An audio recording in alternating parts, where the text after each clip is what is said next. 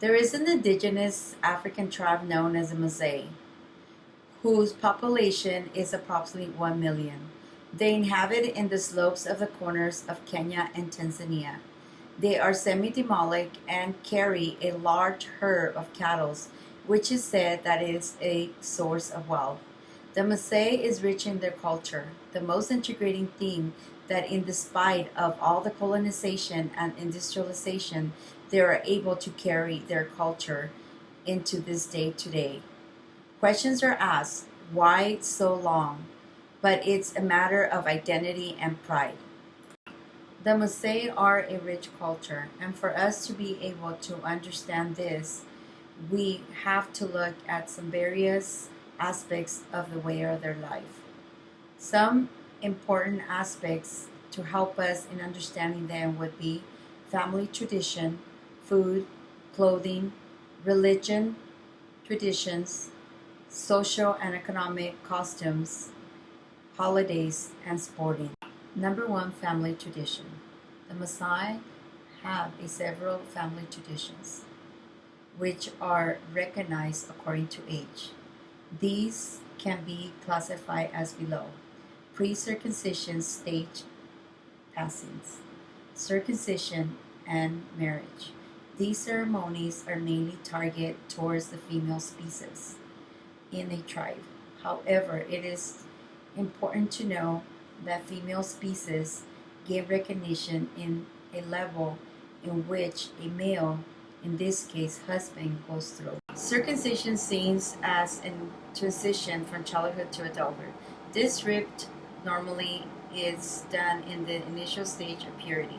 Traditions had it said that men and women have to go through this rite passage. However, with new challenges arising in the new century and the human rights policy, women are exempt. Boys who undergo this rite must exhibit their adulthood by carrying heavy spears and hurling a large flock of cattle. Before the rite, the boy must herd cattle for 7 days and stand in the cold and get cleansed with cold water. While this is happening, friends and family stand by him, chanting him words of encouragement, sometimes even threatening him not to be afraid of the knife. As painful as it is, there is no form of anesthesia for this circumcision, and the boy must not be expected to tear any tears. This process healing is 4 to 5 months, and men are to wear black clothing. After the healing process, the boys are enclosed like an environment with other several homes in a circle together. A flag is put in the middle of those homes to display a new age set, which now they're called morons, which means community warriors of the community. After living in this setup for 10 years, they learn how to take care of themselves, detail entailing men in society, like brotherhood, and they learn how to take care of animals.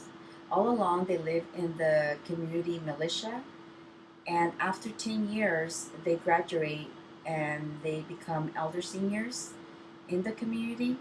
This writ allows them to be okay for them to go ahead and live the male's life, which means marriage.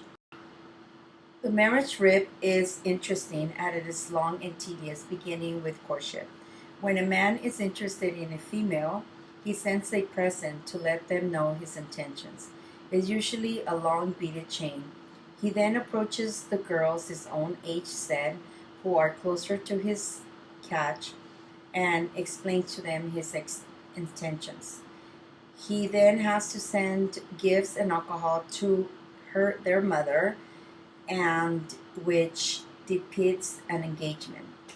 Later, he has to do the same thing to the father, send gifts and alcohol with a friend, and then he will show up to the father and declare the ceremony, marriage, and the ceremony will begin depending on if the father accepted him or not.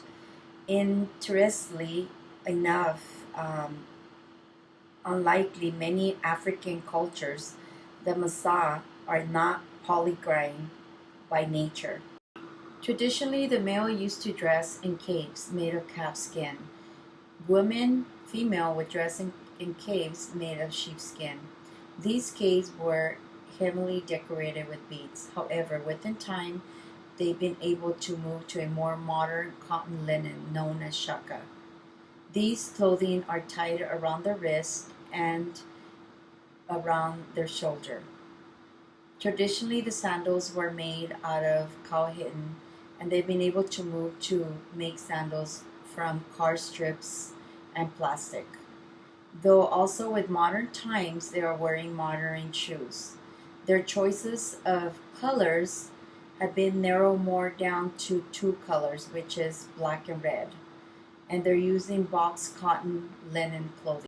The Maasai have a love for jewelry. They love to decorate their bodies. They have many tattoos and long hair, normally smeared with red soil.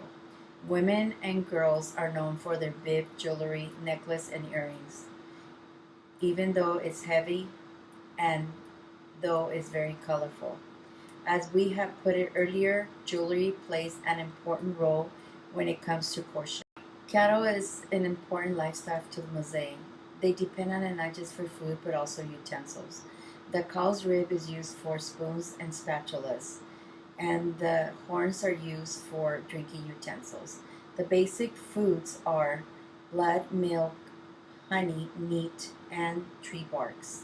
They either roast it or boil it, and they would include also mutton or goat meat. The milk, on the other hand, is taken fresh from the cow or curdled in a gourd and taken sour. Blood, on the other hand, is only taken special occasions. The blood can be taken tapped directly from the cow's throat or maybe be cannulated and then taken. Religious tradition. The Maasai has only one god, known as Enkai, who they believe they created them and commanded them to own all the cattle of the world. This enlightens us to know why the Messiah believes in the cattle, and owning cattle is a measure of wealth unto a Messiah's men. Despite the missionaries landing in the Messiah's land, it has been very difficult to convert the community. Their strong beliefs in God and the fact that they are known as stubborn and arrogant has proven difficult for the conversion. How social and economic customs. As we already know, that Messiah believes that the cattle belong to them. For this reason, their semi-nomadic nature comes into place. They need to feed their livestock. They move place to place, looking for greener pasture. Traditionally, there were no land designed for anybody, particular individual. The land was glazed was not an issue. It was normally for the Maasai to move from one place to another land conducting their livestock. However, with land bills cropping up in both Kenya and Tunisia, the Maasai are having difficulty in glazing their livestock. This has made them settle down for other than livestock, like farming through it has been truly killing the traditions of moving from place to place. However, the trend is changing, though very slowly. On government issues, elders decide on the well-being of the community. Children are being raised by their mother until the age of 7 years old, when they proceed for their circumcisions ripped. They then leave the father homestead and live among their age set. This does not mean that they do not need their parents' advice and love.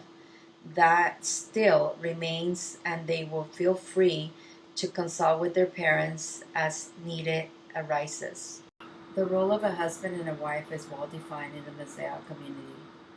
The husband's obligation is to protect the family and look after the livestock. This leaves the wife a host of responsibilities in the home. That includes taking care of the children, cooking, milking, taking care of the guests, and cleanliness and building of the family's house, known as the Moyarta, is left for their wife. The children, on the other hand, help their parents depending on the gender. The Maasai heritage is great. They are known to have a wide variety of folk songs and poems under their name. They are known for being very high jumpers, and they prove it with their ceremony by drinking and dancing. The Masaya are known for killing lions on their own. It is an act of bravery and highly apprehensive in their culture. For recreation after a hard day of hard work and hurdling, the Masaya men normally light up a fire and sit around, talking about their experiences and providing each other with advice, waiting for the evening meal from their wives. On the special occasions, they would have to locally brew alcohol, which they put onto a cow horn and sip it slowly as the night passes by. There were no holidays in traditional Masaya setup. However, there's three seasons divided into three. There is the rainy season, a drizzling season, and the short rainy season. They also celebrate major ceremonies like circumcision is a holiday. In the present day, they celebrate holidays as prospective countries' calendars such as Independence Day, Labor Day, weekend, and Christmas, etc. In conclusion, in the Messiah culture as we have seen it in past, they have been able to hold on to for decades and now are known to be the pride of Africa. With their dressings and uniqueness, housing, they contracted a large amount of tourists in their countries they inhabit. More to this modern civilization, as much as they still live in the cocoons of their culture, they have breeded great scholars and sportsmen. They even had politicians who had made a mark in their respective countries.